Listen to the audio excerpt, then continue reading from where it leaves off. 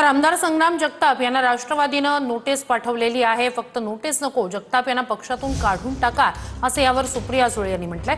2029 मध्ये संग्राम जगताप भाजपमध्ये जाणार असं रोहित पवारांनी म्हटलंय।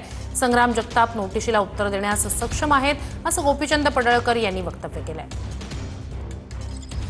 अहिल्यानगरचे आमदार संग्राम जगताप यांना राष्ट्रवादीनं नोटीस बजावली आहे। दिवाळीत फक्त हिंदूंकडूनच खरेदी करा असं वक्तव्य संग्राम जगतापांनी केलं होतं। त्यानंतर अजित पवारांनी संग्राम जगतापांचं वक्तव्य पक्षाला मान्य नसल्याचं सांगत नोटीस बजावणार असल्याचं सांगितलं होतं। दरम्यान आज प्रदेशाध्यक्ष सुनील तटकरे यांनी जगतापांना नोटीस बजावली आहे। आता दीपावलीच्या निमित्तानं देखील इथं आता बाजारपेठ आहे। मी तुम्हाला सर्वांना विनंती करेन, जो दीपावलीच्या निमित्तानं काही खरेदी करेल, आपला पैसा, आपली खरेदी आणि आपल्यातला जो नफा भेटल तो फक्त आणि फक्त हिंदू माणसालाच झाला पाहिजे। अशा प्रकारची दीपावली आपण प्रत्येकाने साजरी करावी। त्यांनी अतिशय चुकीचं विधान केलेलं आहे। आम्ही त्यांना कारणे दाखवा नोटीस पाठवणार आहोत। अशा प्रकारची वक्तव्य करत असतील तर ती वक्तव्य राष्ट्रवादी काँग्रेस पक्षाला अजिबात मान्य नाही। संग्राम जगताप हे 2029 साली भाजपमधून निवडणूक लढवतील असं रोहित पवारांनी म्हटलंय।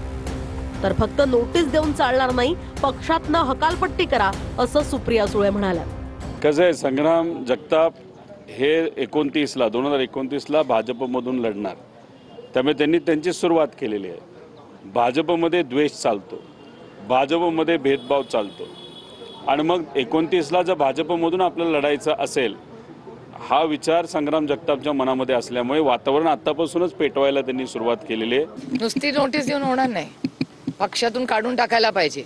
कोणीही व्यक्ती जर समाजात तेढ निर्माण करून महाराष्ट्राच्या विरोधात आणि देशाच्या संविधानाच्या विरोधात काम करत असेल तर अशा व्यक्तीवर स्ट्रॉंग ऍक्शन झाली पाहिजे।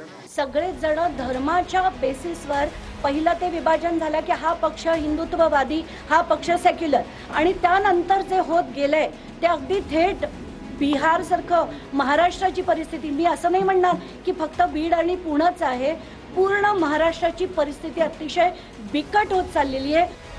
संग्राम जगताप यांना राष्ट्रवादीनं नोटीस दिली असली तरी भाजप आमदार गोपीचंद पडळकरांनी जगताप यांची बाजू घेतली आहे। संग्राम जगताप नोटिशीला उत्तर देण्यास सक्षम असल्याचंही पडळकर म्हणाले।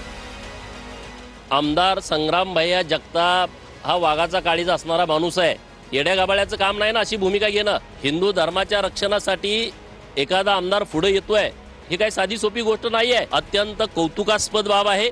मी त्यांचं समर्थन करतो, काल पण त्यांच्या सोबत होतो, आज पण आहे, उद्याही त्यांच्या सोबत असणार। संग्राम भैया जगताप सक्षम आहेत, ते त्यांच्या पद्धतीने फेस करतील।